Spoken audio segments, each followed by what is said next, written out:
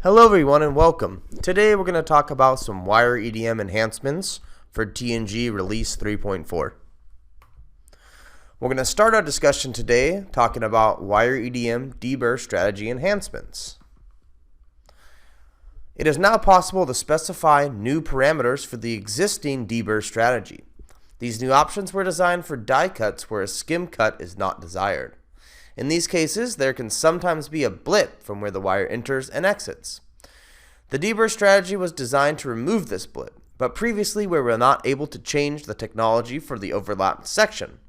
We are now able to physically offset the wire into the material to ensure the wire is engaged and output a technology change. Just to note that these settings are only available when the deburr is performed on the rough cut. Also, the entry distance must be set to 0. These settings will work on both 2 and 4-axis contouring operations for all machines excluding AgiVision. The toolpath you see here has been exaggerated to show what each new parameter controls.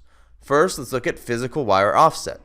This is the physical distance in which we want to move the wire into the material.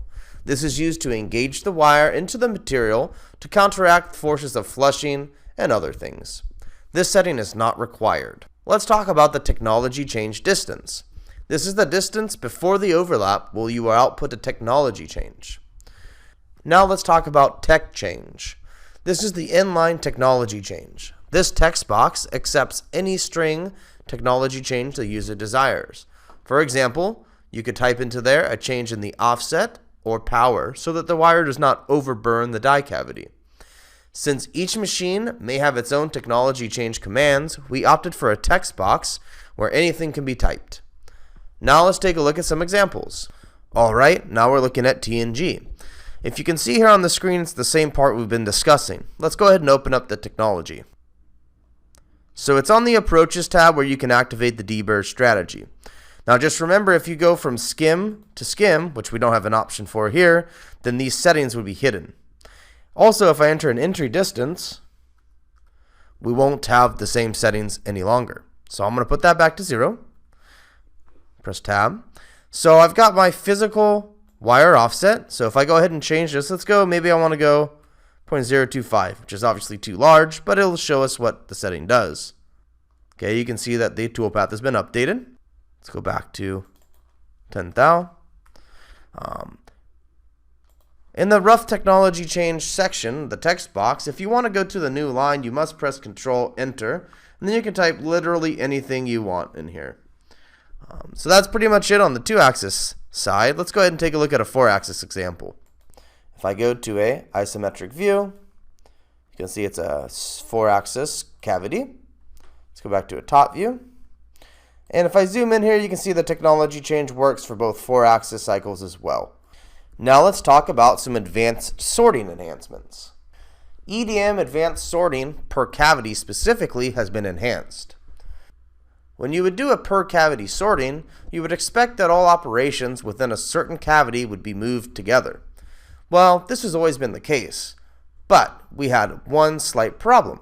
If we had more than one operation on a different feature that existed in the same cavity, the order in which they were sorted sometimes would be erratic. It would be a logical sort because the two toolpaths may be exactly the same distance from one another, yet it wouldn't be the order that we would want. Because of this, we've made an enhancement.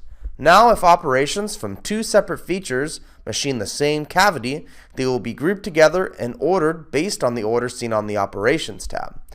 In order for this to occur, the two operations must share a common start position within a predetermined range. This is best explained in an example, so let's take a look. So here's TNG, and as you can see on this part, I have 3 different cavities. In each cavity, I have one die and a ruled die as well. Now these 2 dies share the same start point.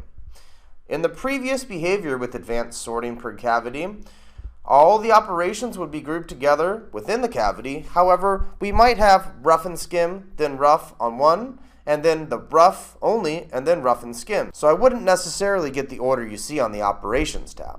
Let's go ahead and try it out now. I'm going to go to EDM, Sorting. I'm going to select all my operations, and I'm going to go per cavity, shortest path, sort, and OK. Let's go to the machine view. Now let's take a look. We've got rough and skim, and then rough. Rough and skim, rough. Rough and skim, rough. Alright, so now we see that they maintain the order seen on the Operations tab. What happens if I select these, move them above? Okay, and now it moved, it basically resorted everything. Now I need to go ahead and do the advanced sorting again.